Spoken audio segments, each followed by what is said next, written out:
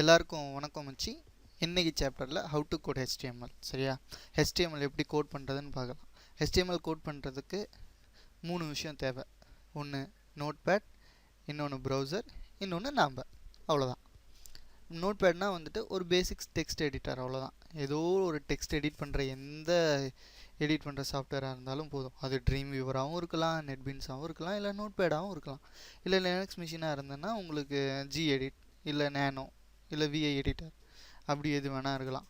அதுக்கப்புறம் ஒரு basic browser, Internet Explorer, Chrome, Mozilla, Torch, நிறையா இருக்குது, சஃபாரி, நெட்ஸ்கஃபே, நிறையா ப்ரௌசர்ஸ் இருக்குது. அதெல்லாம் நம்மளுக்கு தேவையில்லை. எந்த ப்ரௌசர் இருந்தாலும் போதும்.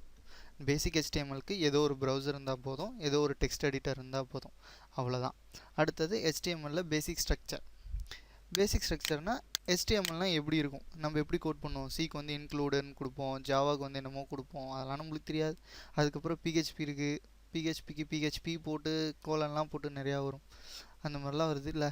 அந்த மாதிரி HTMLக்குன்னு ஒரு சில ஃபார்மேட் இருக்குது, சின்டெக்ஸ்ன்னு சொல்லுவாங்க. ஸோ HTMLலாம் இப்படி தான் இருக்கும். இன்னும் ஓப்பனாக சொல்ல போனால் அது வெப் ப்ரௌசரில் இப்போ இருக்குது பார்த்தீங்களா, இப்போ இது இருக்குது. இன்னொன்றில் போயிட்டு நான் google.comனு தட்டுறேன்.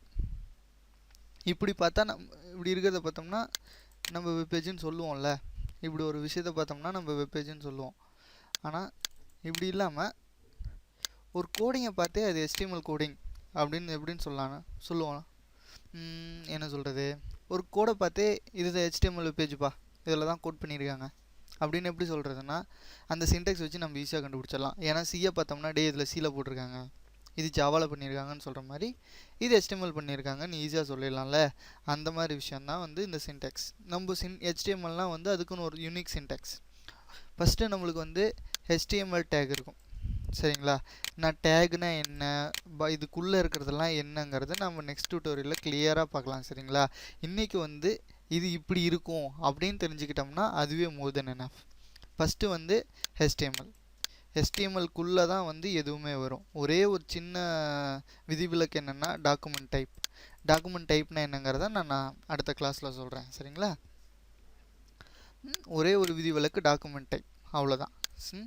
HTML ஃபஸ்ட்டு வந்து HTML இருக்கும். அதுக்கப்புறம் 2 விஷயம் பேரலாக வரும், ஒன்று ஹெட்டு, ஒன்று பாடி. ரெண்டுமே HTMLக்குள்ளே வரும். என்ன, ஃபஸ்ட்டு ஹெட் வரும், செகண்டு பாடி வரும், அவ்வளோதான், சரிங்களா? அடுத்தது ஹெட்டுக்குள்ளே சில கண்டென்ட்லாம் போகும், பாடிக்குள்ளே சில கண்டென்ட்லாம் போகும்.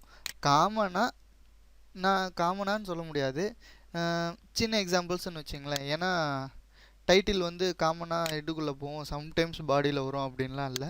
டைட்டில் எப்போவுமே ஹெட்டில் தான் இருக்கும், ஹெட்டிங் பேராகிராஃப் எப்போவுமே பாடியில் தான் இருக்கும்.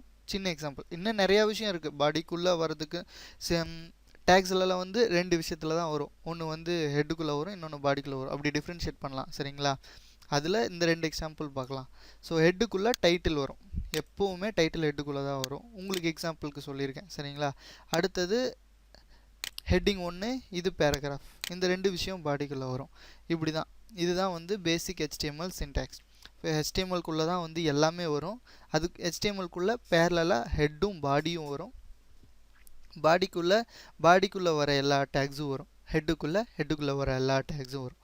இதுதான் பேசிக் HTML சின்டாக்ஸ், சரிங்களா? இன்றைக்கி பார்த்ததில் வந்து இது தெரிஞ்சுக்கிட்டால் போதும். ஏன்னா இதுக்குள்ளே நம்ம டைட்டில்னா என்ன, பாடின்னு என்ன, ஹெட்டிங்னா என்ன, பேராகிராஃப்னா என்னங்கிறத நம்ம டீட்டெயிலாக பார்க்கலாம்.